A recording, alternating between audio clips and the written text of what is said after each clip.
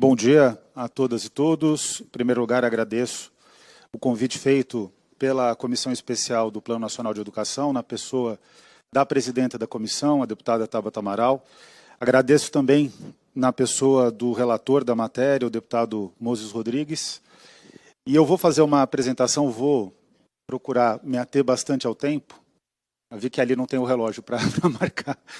Mas antes de falar da alfabetização, já quero justificar aqui uma questão importante para nós, especialmente para a campanha nacional pelo direito à educação, que, se possível, deputada Tabata, depois seja feita uma audiência pública específica sobre a educação de jovens e adultos, pela importância da matéria e pela divulgação recente dos dados do INAF sobre analfabetismo funcional, que acomete cerca de 1/3 da população brasileira. Então, seria importante ter uma dedicação exclusiva para a educação de jovens e adultos. E, certamente, a campanha nacional pelo direito à educação, a CNTE, que também está aqui presente, vão certamente indicar bons nomes para... então ótimo. Então, perfeito. Então, eu vou me ater, então, ao objetivo 3, que é a alfabetização das crianças, que é o tema que eu considero que a maior parte, inclusive, dos expositores vão tratar sobre esse assunto. Bom, para começar, eu acredito que a gente precisa, antes de começar a discutir o Plano Nacional de Educação 3, pós-redemocratização, discutir o que foi o Plano Nacional de Educação 2, o que tem sido, né, porque ele foi estendido até 2025.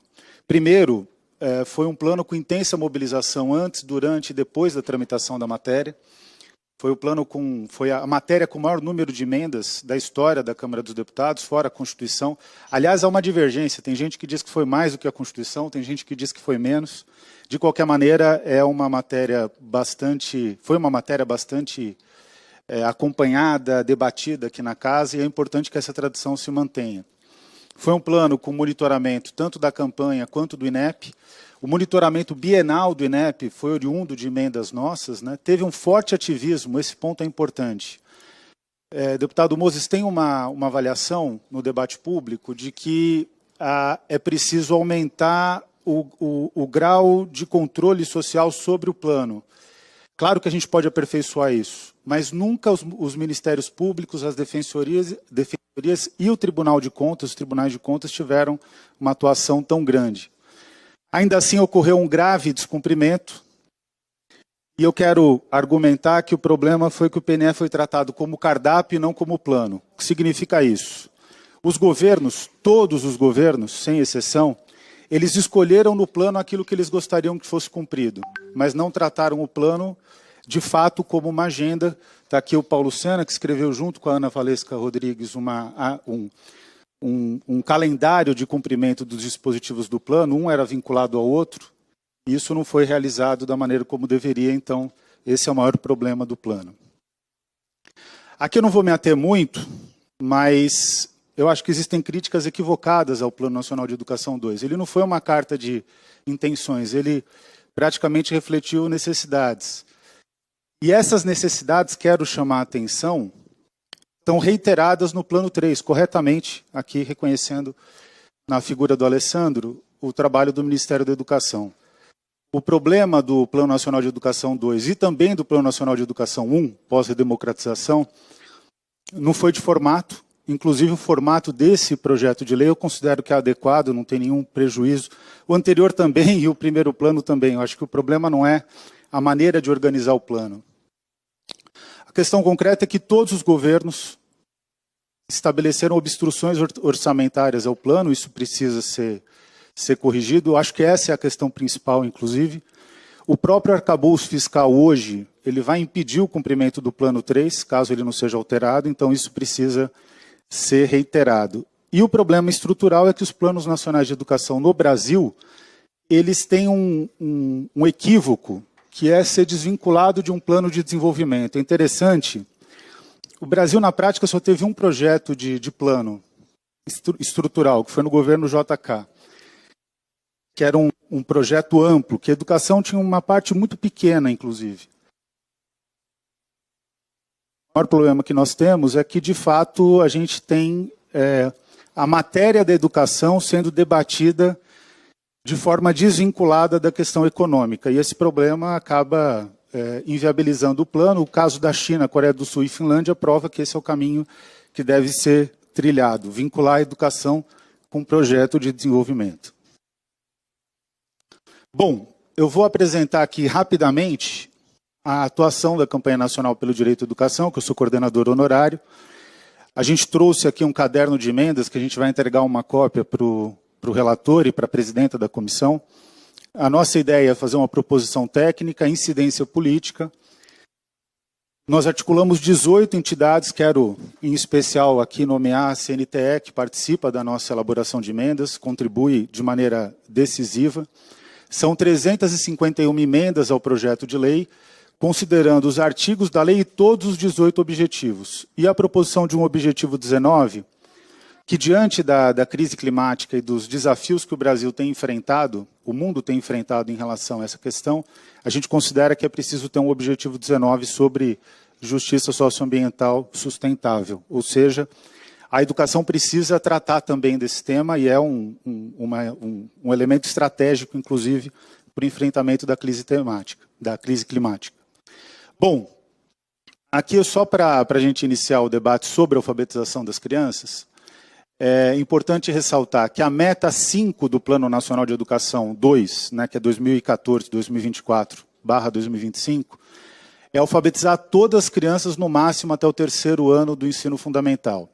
Os dados consolidados da Avaliação Nacional de Alfabetização, a ANA, demonstram, esse é o monitoramento da Campanha Nacional pelo Direito à Educação, foi alvo de matéria o ano passado do Jornal Nacional, ou seja, é um monitoramento que ganhou o debate público, mas é importante frisar que as curvas ali, tanto para a leitura como para a matemática e para a escrita, né, que ali não tem o traçado, mas teria que ter, elas demonstram que praticamente está estagnada a situação de alfabetização das crianças ao 3º ano e da qualidade do aprendizado. Ou seja, a gente está diante de uma meta que teve pouca evolução.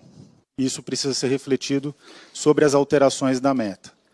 E nesse sentido, em relação ao objetivo 3, a gente elabora 13 emendas, sendo que as emendas elas têm 2 questões fundamentais. Uma, eu acredito que, pela forma como sai o texto, a SECADI, que é a Secretaria que trata da questão da diversidade, trabalhou muito no Plano Nacional de Educação, mas tem algumas questões da diversidade e alguma questão das desigualdades estruturais que não foram contempladas, e a gente traz esse tema. E a outra questão de fundo, que eu acredito que vai ser o grande debate a ser realizado, é se a alfabetização ela deve ser considerada a partir do 2º ano ou do 3º ano do ensino fundamental. E esse é um debate que mobiliza paixões. E a gente, na prática, eu considero que a gente está fazendo o debate de maneira equivocada. Porque o aspecto central não é se dá no 2º ano ou no 3º ano. Eu não excluo a necessidade que nós temos de elaborar uma tomada de decisão que oriente as redes públicas em relação ao trabalho que elas devem desempenhar. Mas em contato com a rede municipal de São Paulo, que é a rede que eu tenho mais contato por ser cidadão paulistano, o que eu aprendi em relação ao trabalho que é realizado e que eu fiz o processo de avaliação desse trabalho, e considerando também uma extensa bibliografia na área de alfabetização, a BALF em especial, que é a associação que trata cientificamente do tema, tem trabalhado de maneira bastante profícua, na prática, o critério fundamental é qual é o grau de consistência da alfabetização, com um conjunto de pesquisas, inclusive no nível internacional, que demonstram que uma alfabetização consistente, que seja ao 3º ano, é melhor do que uma alfabetização inconsistente ao 1º ou ao 2º ano do ensino fundamental, fazendo aqui uma comparação de relações internacionais e de educação comparada.